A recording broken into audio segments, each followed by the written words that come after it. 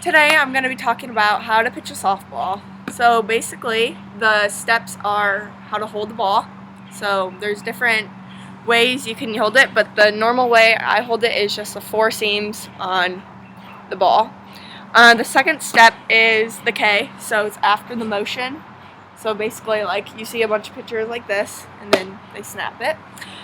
The third way is how you finish your body. So the follow through. So it's going to be you go around, plant your foot, throw the ball, and then drive your hips through.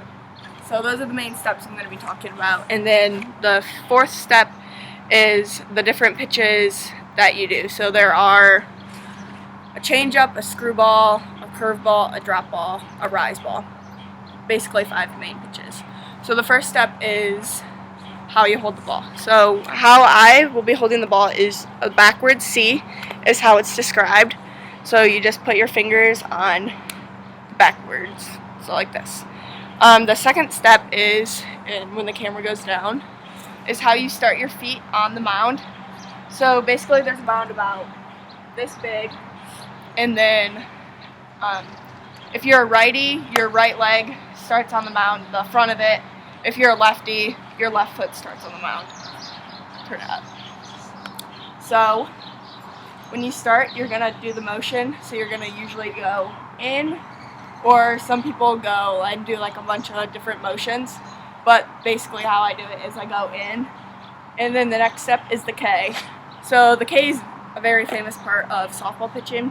It's because it is the basic movement and motion that you have to use. So the second part is the K. So you go in, you turn your body to a 45-degree angle. Your glove usually stays up to aim where you want to pitch the ball. And then you stay like this. And then you come through, you follow through.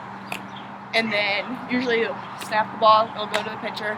And then you always want your left foot to be at a 45-degree angle and your right foot to meet your knees. So you have a balance. So if the ball gets hit back to you, you'll be able to move. And then the finish is once you get after the K and you do all the get your legs in the right position, you'll follow all the way through. So then you're ready. So then you can move. So it's a lot easier to move, right? And then the final way is how many different pitches there are. So the drop ball I use is I put my fingers on the seam going outward, so this way, and then when you do the pitch, you'll end up snapping across your body this way and follow at the pocket on your opposite foot. So it'll end up looking like this. So you'll finish down here, finish the rest of your body just how it is. And then for the curveball, it's the exact same positioning. So fingers on the outside of the seam. But for this one, you're gonna follow through up towards your hip. So the ball, when it goes across, will be moving so the batter can't hit it. So this one looks like this. You'll finish all the way over here, opposite, just like the drop ball, because the drop ball is going to be dropping down so the batter can't hit it, and then the curveball is going to be going away from the batter. The third pitch is the screwball. So just how you use the drop balls this way and the curveballs this way, the screwball is going to be opposite seams, and you're going to end up rotating the ball this way so you can get under it and spin it towards the batter. So this one looks like this, and you're just going to finish through with the elbow out so the ball goes towards the batter, so it's a lot harder to pick, or a lot harder to hit. And my the fifth pitch is the changeup.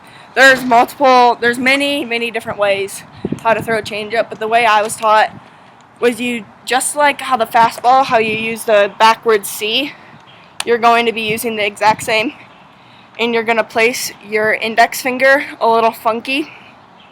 So you have more control of the ball, and then you're just going to keep your thumb on the seams. And when you release the ball, you're going to release the ball from your pinky so it rolls off and then drops down with like no speed, because it's change up, it should be a lot slower than the other balls. So this one looks like this. When you go, same motions, everything, but you're just going to release it down here, and then the ball will move, and it will basically stop once it gets to the pitcher, to the catcher's glove. And the last one is the rise ball. The rise ball, basically the exact same as a fastball, but you're going to use 3 fingers like this, and when you pitch it,